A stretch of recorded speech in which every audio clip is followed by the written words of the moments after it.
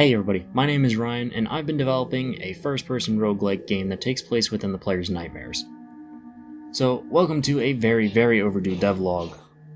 It's been a while, but I have some exciting news. Oneiro has recently gotten a Steam page published, meaning that everybody can see the trailer, they can see the screenshots, the description, they can wishlist it, they can go to the community hub, and everything else that comes with a Steam page. It's a whole bunch of fun, and I will have the link in the description below. So, on to the devlog. So, Oneiro has been in a very difficult spot for me since I've been transitioning it from a free-to-play game to a paid game. Now, because of this, I've had some issues coming up with video topics since my attention wasn't really focused on one specific area of the game. I've decided to break this 8-month silence with one last devlog before the official release of Oneiro. Throughout this silence, I've been able to add a lot to Oneiro, and this devlog will cover the following. The third layer, the fourth layer, the ability to actually conquer your fears, or to beat the game, new items, new weapons, new enemies, new music, an entirely new conversation manager which allows the game's narrative to progress depending on how many dreams you've had, changes to certain mechanics, items, gears, balancing, and a massive amount of optimization, bug fixing, quality of life changes, and polish. So, without further ado, here's the timestamps, and let's go on with talking about the third layer. The third layer is meant to test a lot of the player's skills and knowledge of the game. The player will always spawn on a singular piece of land, and presumably, by the time that the player gets to this point, they should be able to navigate over this empty area pretty easily. Many, if not all, of the enemies here are quite difficult to fight off, such as the skull enemy, which just kind of phases into existence and chases the player. There is also new wisps, just to save on some development time, and those wisps can inflict direct hellfire, completely skipping the burn. I've also created a new type of golem enemy, like the ones that you find in the first layer. So these golems are actually considered a common enemy in the third layer, so you'll find a good bit of them. They all can still drop the golem fragment, and they'll also all have potential to drop liquid rock, which just increases your defense by a certain amount, by I think it's like 50% for a short amount of time. And these new golems also have the ability to roll towards the player so that they can close the gap very quickly, as well as having extra attack speed and more damage and everything else like that. So these guys are, in general, pretty difficult to take on, even with just one of them. Now, even without the enemies, there's still a lot of things that the player needs to watch out for. There's a lot of torches on the walls, and there's also bonfires on the ground, and the bonfire can even spawn in a normal wisp, so that's another source of burn. There's a lot of burn going on in this layer, and believe it or not, it's actually toned down from what I initially had the idea of. I planned on a lot of other things causing burn, but I decided that it was probably overkill there, and I've decided to tone it down into something maintainable but still difficult. And there is a mini-boss in this layer, which is a golden mimic. He's a bit special of an enemy because the item he drops is dependent on which weapon you have, but I'll touch on to that more later down in the video when I'm talking about the items. Now, this guy has a few hard-hitting attacks, and he's a bit of a risk to try to take him on before the boss. Speaking of the boss is a dragon named Dread. I showed him off in the last devlog, and not much has changed since then aside from some polishing and adding a second phase into the fight. I believe that since I've recorded the last devlog, I've also changed up the arena a little bit. Dread will begin the fight inside of a volcano, and will only emerge when the player falls into the arena. He can breathe fire, inflicting burn. He has an area of effect attack where he slams his arms down into the volcano, and he also has the ability to fly around the arena and cause a volcano to erupt, launching out debris that explodes upon impact. All of this can happen in the first phase. Now the second phase begins at 50% of his health, where he roars upwards and summons 3 pillars in the arena, each of which will periodically spawn a radiating aura, similar to a shockwave. And during the second phase, Dread will move quicker between actions and can charge a meteor attack. Now, this new meteor attack will take him a good bit to charge up and to actually launch, but when it does hit something, if it hits a player, it's going to explode into a very large area of effect, causing burn and a good chunk of damage. Thankfully, the attack is pretty well telegraphed, and the attack is relatively slow, so I don't think many players will actually be hit by this, but it is still another thing to keep in mind, it's another thing to watch out for. Now, with all of that said, I think that's pretty much everything to mention for the third layer, so let's get on to the fourth. The fourth layer is the only layer of your labyrinth that isn't procedurally generated. In fact, it's actually a very small layer. This place is equivalent to REM sleep in a human sleep cycle, In other words, it's the point in your sleep where the most intense dreams occur. For Oneiro's case, I've decided to make this represent the source of the player's fears.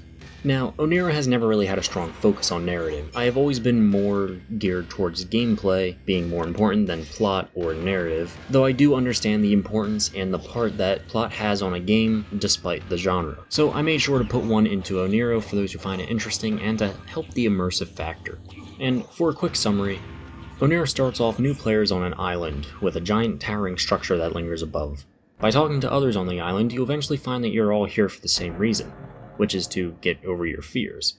All your fears seemingly originating from your own caretakers or parents, from the stories they told you when you were younger. Each time you sleep on the island, you'll go through your own labyrinth, which is a congregation of your fears, and you're supposed to overcome these fears in your sleep.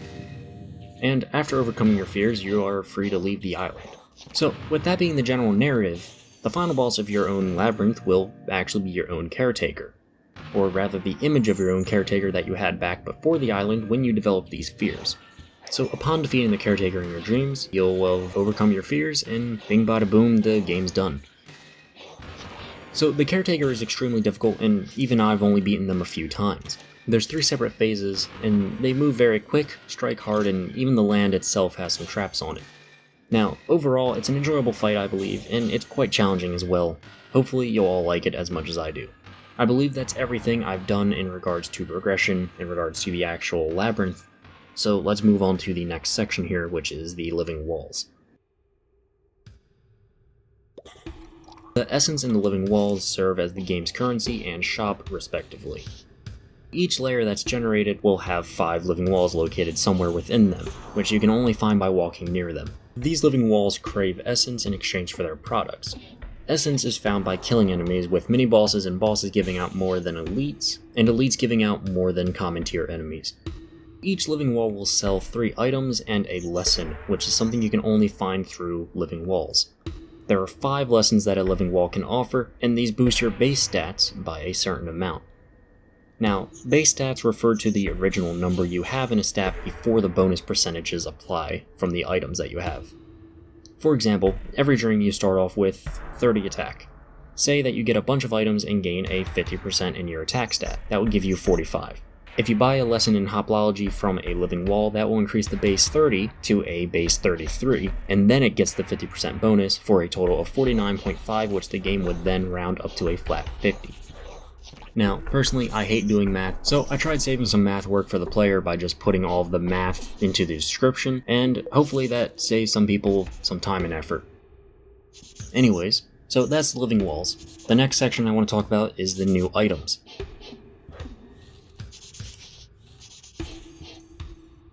Now, to start the section off, earlier in the devlog, I had mentioned that the Cavern Layer mini-boss, which was the Golden Mimic, dropped certain items. So each of these items are extraordinary, and you can only find them through this Mimic. Each of these improve one specific weapon type drastically, and they do this by providing certain abilities or providing certain benefits to the player when they are wielding that weapon type.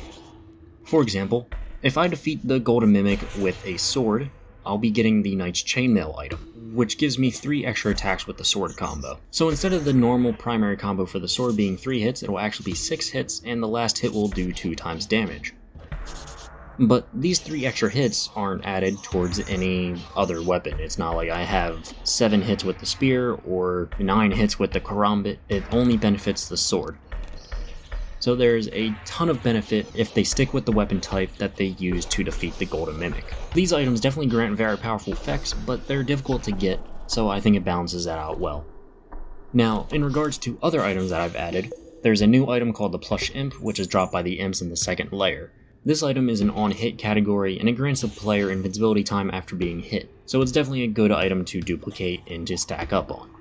There's another item I've added called Black Powder, which can be found within chests in the 3rd layer. This item grants a player a 5% chance to avoid damage completely. Also able to be found within the 3rd layer is the Quartz, which improves your critical damage power by 20%. I can see this item being extremely powerful if the player is running a luck build.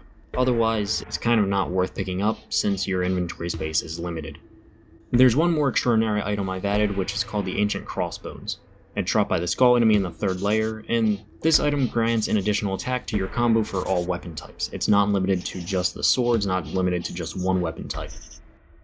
I believe that's it for all the new items. Now onto the changes that I've done.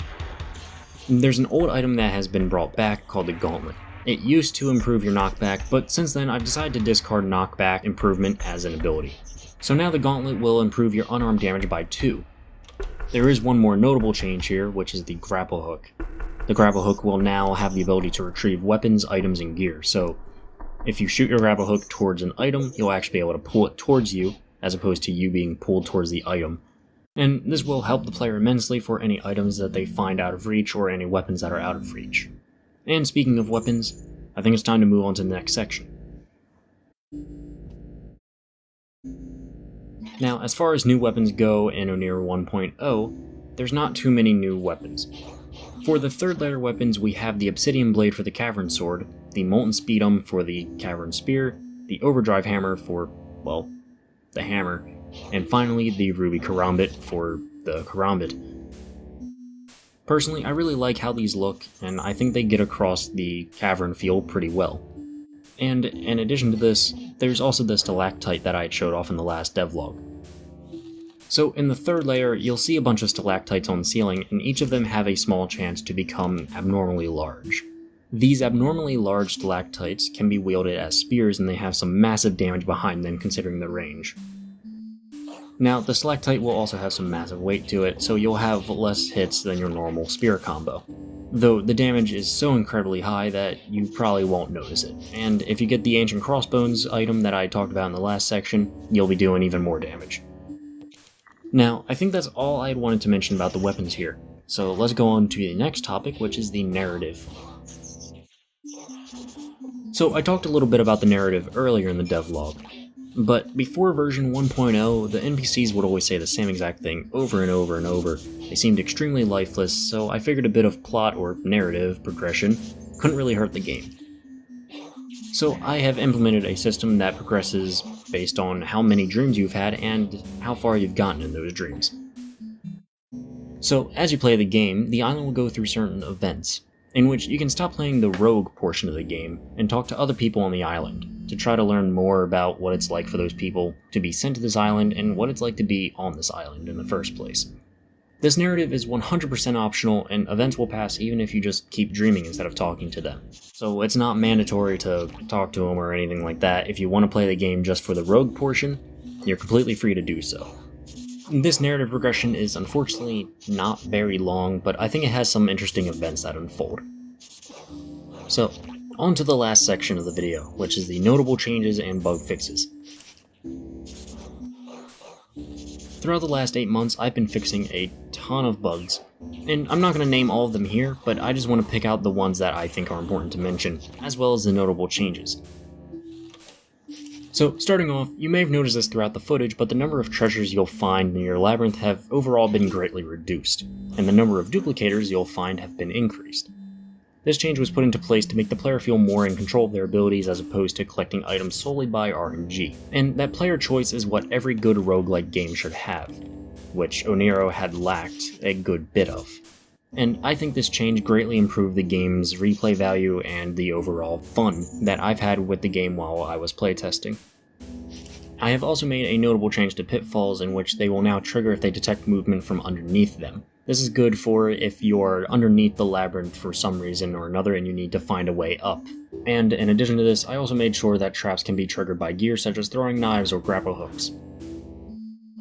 There's another thing I fixed up which should have been fixed a long time ago, but the player's current health will now increase respectively to your max health increases. So if you pick up a Blessed Artery at 100 health, you will then have 110 out of 110 as opposed to 100 out of 110.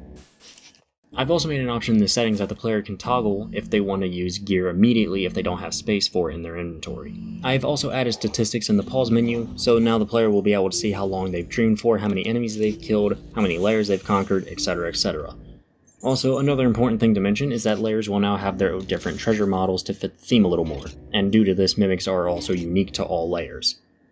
Alright, so with all of that said, that's all I have to mention in this devlog. And I'm glad that you stuck around to the conclusion. Oneiro's development cycle is finally coming to its end, and I honestly could not be more excited. I'm excited to move on to new projects, and if I'm feeling it, I'll still update Oneiro for a little bit. So if any of this video piqued your interest, feel free to join the Discord or check out the Steam page. Thanks so much for watching this devlog, and I hope to see you in another video in the future. See you guys.